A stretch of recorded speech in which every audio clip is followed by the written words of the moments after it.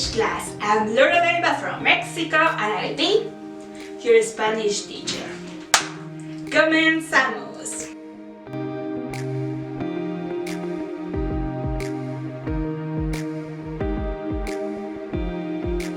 Today we'll have a beautiful conversation about grammar. I know nobody likes grammar, but I swear it. If you understand this, it will change your entire life. So please change that putty face and give me a smile. I always give this lesson in the beginning of my course because then later I can go to my students like, oh, do you remember that first lesson that nobody was interested in? I told you guys it was important because #teachers' pleasures. Let's stop joking around and start grammar. In this video, we'll explore three fundamental points: the verb moods, the tenses, and the no-personal forms of the verbs. So get ready your notebook, here we go. Number 1, the verb moods. We have three: indicative, imperative, and subjunctive. But what does it mean? A verb mood shows the speaker's attitude toward what he or she is saying. Indicative refers to the mood that we express our ideas and our sentences as a fact. For example, if I tell you I'm 18, obviously it's a big fake, but my statement is correct. It doesn't matter if we are lying. If someone tells you that he or she loves you, maybe yes, we always hope yes, but perhaps not. How can we know that? But we are in the sphere of reality and everything expressed here is expressed as a fact. So it's okay, we are not trying to find the truly truth. The subjunctive is my favorite one because we are in a kind of imaginary universe. We express here the desires, the wishes, the probabilities, or the expectations, and so on. As I told you in the last video, we use it a lot in Spanish, but we use it in a different way. So remember guys, everything expressed here is not happening in the real life.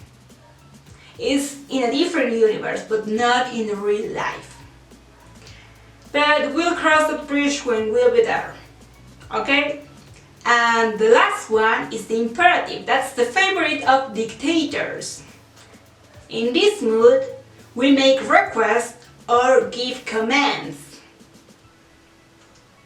And I like this too because it's really interesting to me how we express our sentences, trying to get the things that we want from the others.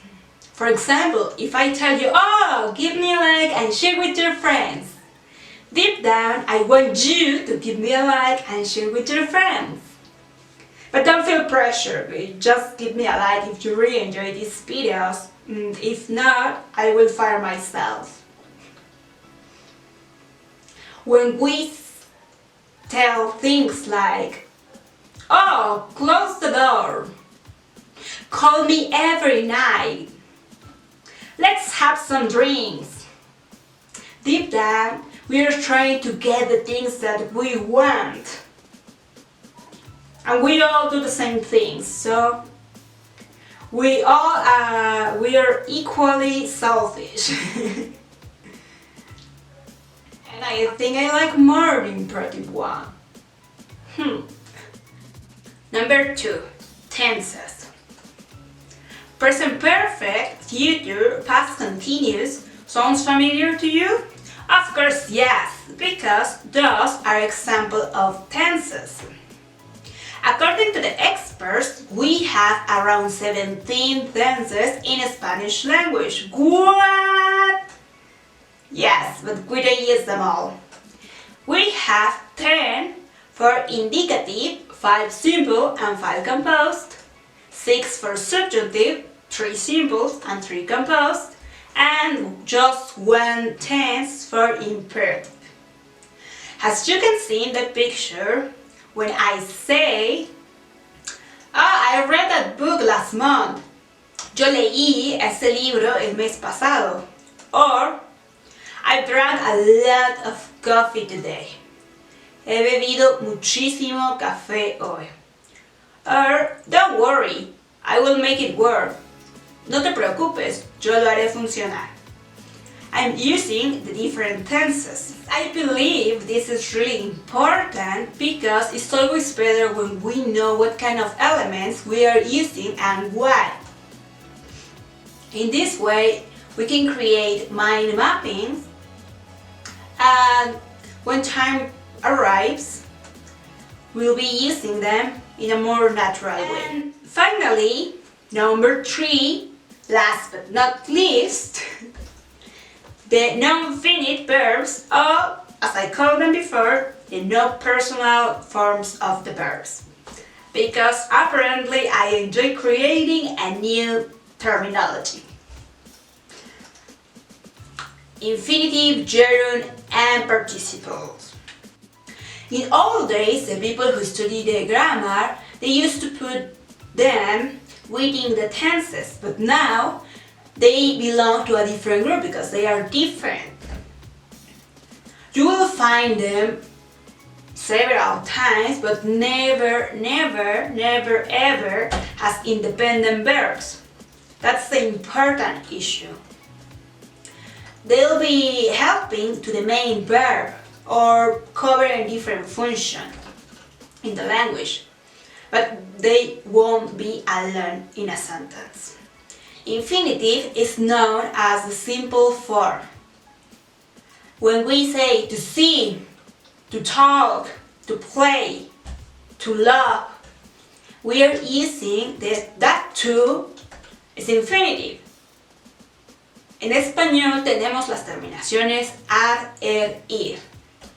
Todos los verbos terminados con esas terminaciones son infinitivos. Por ejemplo, hablar, comer, pensar, querer. Infinitivos. That's the way that you can find them in the dictionary, for example. The gerund is used for progressive times. In English, ing, and in Spanish, ando yendo.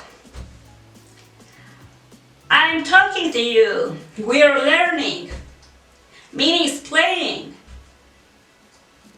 Progressive times. If you are studying verb to be in Spanish, for example, you realize that we use it always with estar, nunca con ser, verbo estar más gerundio, tiempos progresivos. Yo estoy hablando, nosotros estamos aprendiendo, nosotros estaremos hablando español muy pronto. Claro que sí. And participle. They cover 2 functions, adjectives and the composed form. Adjectives. En inglés con la terminación ed, en español ado, ido para verbos regulares y tosocho para verbos irregulares. I'm tired of you, Laura. I'm bored with this lesson. Oh, fracaso emocional. Adjectives and composed forms. When we use the verb to have, en español haber, plus participle. I've seen this video 100 times. He visto este video 100 veces. I've seen this movie before. He visto esta película antes. I think that's all. That's enough for this lesson, guys. I don't want you to hate me. I hope you'll find useful this information. Remember that you can create as much sentences as you want or you need to communicate your thoughts and your ideas. So please let me know if you like this video and give me a like and share with your friends.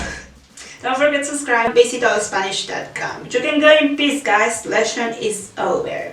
Thank you for watching. Adios. See you next time.